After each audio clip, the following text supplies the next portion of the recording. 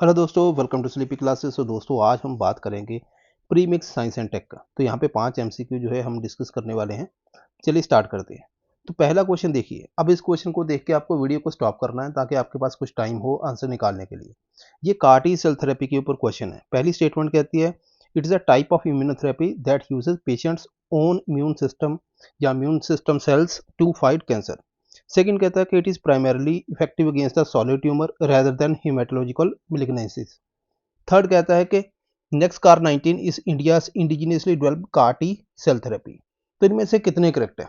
चलिए, तो यहाँ पे अगर मैं देखूं तो ये वाला जो CAR-T सेल थेरेपी हम पढ़ा है हमने, ये प्राइमरीली ब्लड कैंसर के अगेंस्ट काम करता है। ठीक है, तो ये सेकंड स्टेटमेंट है इसकी उल्टी है, तो मतलब ये तो गलत है। तो यहाँ पे अपना बी आंसर आ जाएगा। अब यहाँ पे थोड़ा सा इसको देख भी लेते हैं, है ना। यहाँ पे देखो इमेज के ऊपर।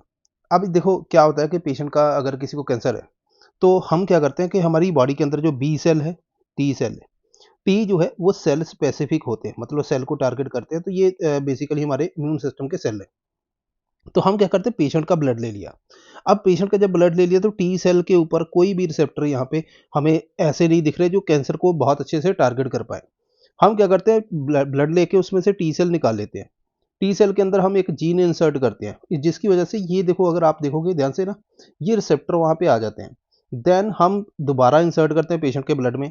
तो ये देखो कैंसर सेल है। अब कैंसर सेल के अंदर जो एंटीजन है, ये वाला आपको डंडी दिख रही है, इसके साथ जो है रिसेप्टर जो है टी सेल के यहाँ पे बाइंड हो जाते हैं और इसको खत्म करते हैं। अब ये CAR-T सेल थेरेपी है, ब्लड कैंसर के अंदर बहुत अच्छे से काम करती है। अगर हम यहाँ पे नेक्स्ट कार 19 देखें तो ये इंडियन वर्जन है, इंडिजीनियस है, डेवलप्ड। ठीक है, इम्यूनो एसीटी ने बनाया था इसको। तो यहाँ पे इसका जो है मेरे ख्याल से 50-60 लाख का उस टाइम पे जब पहली ट्रीटमेंट हुई थी, अराउंड इतनी कॉस्ट है। बट अगर हम CAR-T सेल थेरेपी की कंपैरिजन करें तो ये काफ़ी कम हमें देखने को मिलती है। अब इसके साथ साथ ही दोस्तों, अगर आपको साइंस एंड टेक लगता है कि आप नहीं कवर कर पा रहे हो या आपको कोई सोर्स नहीं मिल रहा, तो ये कोर्स बेस्ट है। ये दोस्तों एक कंप्लीट कोर्स है। यहाँ पे कोर सब्जेक्ट कंसेप्ट करवाए मैंने, एमसीक्यू करवाया। टेलीग्राम ग्रुप का आपको एक्सेस मिल जाता है, करंट अफेयर्स भी साथ में ऐड किए हुए हैं, 1-to-1 मेंटरशिप है। तो इसको आप ले सकते हो। 25-26 घंटे का कोर्स है और इसके साथ आप कोड यूज कर सकते हो IS 2026, तो आपको डिस्काउंट भी मिल जाएगा। सेकंड क्वेश्चन देखो। अब वीडियो को स्टॉप करो और इसको ध्यान से देखो। ये रिसेंटली बायोसेंसर्स न्यूज़ में थे। ठीक है, बायोसेंसर हमारे लिए बहुत काम किए हैं। मैं बताता हूँ अभी क्यों। पहली स्टेटमेंट क्या कहता है, biosensor can only B use for medical diagnostics and can not be use for environment monitoring. जबकि ज़्यादातर न्यूज़ में किस लिए रहते हैं, एनवायरमेंट के अंदर कुछ ना कुछ हम डिटेक्ट करने की कोशिश करते हैं। इट मीन्स कि पहली स्टेटमेंट तो गलत है। सेकंड कहता है इंटेंसिटी ऑफ सिग्नल, कि सिग्नल वो कैसा देगा, ये प्रोपोर्शनल जनरली होता है कि कॉन्सेंट्रेशन। देखो अगर स्टेटमेंट को ध्यान से देखोगे तो जनरली भी वर्ड वर्ड यहाँ पे यूज किया है। इट मीन्स कि this is a mild statement, है ना, बहुत ज़्यादा एक्सट्रीम तो नहीं है। तो इट मीन्स कि यहाँ पे जो है इसके सही होने के ज़्यादा चांसेस है। अगर हम यहाँ पे देखें तो B is the right answer.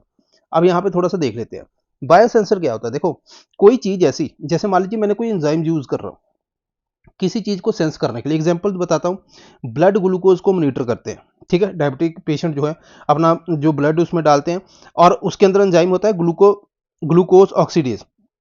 ये रिएक्ट करता है जो ब्लड के अंदर ग्लूकोज है, देन उसके बाद सिग्नल देता है। तो देखो कितना आसान है ना ये। यहाँ पे हमने एंजाइम यूज किया। सिमिलरली प्रेगनेंसी किट के अंदर भी जो है हम यूरिन डालते हैं, साथ ही साथ में भी पता चल जाता है।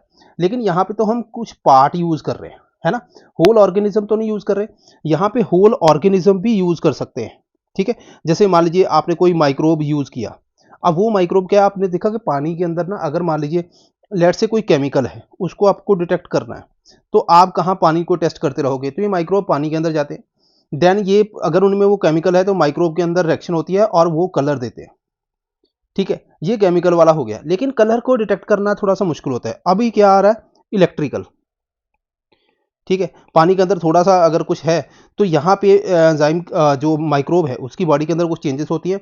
इलेक्ट्रोड साथ में लगा होता है, हमें इलेक्ट्रिक करंट से जो है सीधा पता चल जाता है कि यहाँ पे जैसे मान लीजिए मरकरी डिटेक्ट करना है तो मरकरी है उसमें। तो ये काफ़ी अच्छे काम करते हैं। और ये जो है अगर हम बात करें एनवायरमेंटल पोल्यूशन के अंदर बहुत जो है इनका रोल है।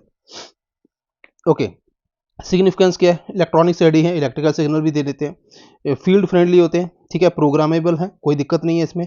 वर्सेटाइल नेचर, एनवायरमेंट मॉनिटरिंग करनी है, वाटर टेस्टिंग, एग्रीकल्चर, है ना, तो बहुत सी चीज़ें जो है यहाँ पे हम कवर कर सकते हैं। नेक्स्ट क्वेश्चन देखिए, SDN 1, 2, 3 ये न्यूज में था, ठीक है। SDN 1 एंड 2 के बारे में यहाँ पे क्वेश्चन पूछा गया है। ये कहता है कि they involve introduction of foreign DNA into host genome. Second में they result in changes that could potentially occur through natural mutations. Third क्या कहता है, they are considered safer and are subject to fewer regulations than transgene based modification. Okay, अब देखो ये question थोड़ा सा, अगर आपको ये SDN 1, 2, 3 नहीं पता, डिफिकल्ट है, लेकिन अगर हम थोड़ा सा इसको ध्यान से देखें तो मैं आपको अभी बताता हूँ, आपको लगेगा बहुत ईजी है। पहली स्टेटमेंट तो इनकरेक्ट है, okay, second and 3 is the right. चलो अब मैं आपको बताता हूँ SDN 1, 2, 3 के बारे में, ठीक है जी। चलो यहीं पे बताता हूँ तो आपको क्वेश्चन के साथ ही पता चल जाएगा। देखिए, अगर कोई हमारे पास DNA, ठीक है, मैं कहता हूँ कि इस DNA को हमने कट कर दिया, लेट्स से इतना हो गया, ठीक है, उसके बाद ये वापस आपस में जुड़ गया, ठीक है। ऐसे केस यहाँ पे क्या मैंने फॉरेन DNA साथ में इंसर्ट किया? नहीं। मान लीजिए किसी DNA को मैं कट करता हूँ, ठीक है, यहाँ पे इतना कट हो गया, ओके। अब यहाँ पे क्या करते हैं, हम उसमें कुछ पार्ट इंसर्ट करते हैं, फॉरेन DNA इंसर्ट कर देते हैं, ओके, ठीक है। अब इसमें फॉरेन DNA है ना, तो ये वाला जो है ना, ये है जेनेटिकली मॉडिफिकेशन, ओके। यहाँ पे दो केस आते हैं, एक SDN 1 और 2। 1 के अंदर तो बिल्कुल ही साफ साफ है, कट हो गया और दोबारा अपने आप रीजॉइन कर लेता है। 2 में थोड़ी हम टेम्पलेट देते हैं उसको रिपेयर करने के लिए, लेकिन उसके अंदर कोई लार्ज पोर्शन जीन का हम इंसर्ट नहीं करते। तो आपको क्या याद रखना है, दिस वन इज SDN 3, जहां पे हमने फॉरेन से जीन उसमें डाला। इसको क्या बोलेंगे, जेनेटिकली मॉडिफाइड, जैसे BT कॉटन वगैरह हो गए। ये क्या है, ये जनरल जीन एडिटिंग है, ठीक है। इसको हमने GM के अंदर नहीं रखा। ये ऐसा क्यों किया गया, क्योंकि देखो DNA ब्रेक होना नेचुरल प्रोसेस भी होती है, बहुत सी स्ट्रेस कंडीशन है, मान लीजिए अल्ट्रावायलेट बहुत ज़्यादा आ गई, उस केस में भी DNA ब्रेक हो जाता है। तो मतलब अगर मैं खुद ब्रेक कर रहा हूँ या नेचुरली भी ब्रेक हो रहा है, ठीक है, ये दोनों केस में हो सकता है। तो इसीलिए इसकी प्रोसेस थोड़ी सी अप्रूवल की नॉर्मल रखी गई।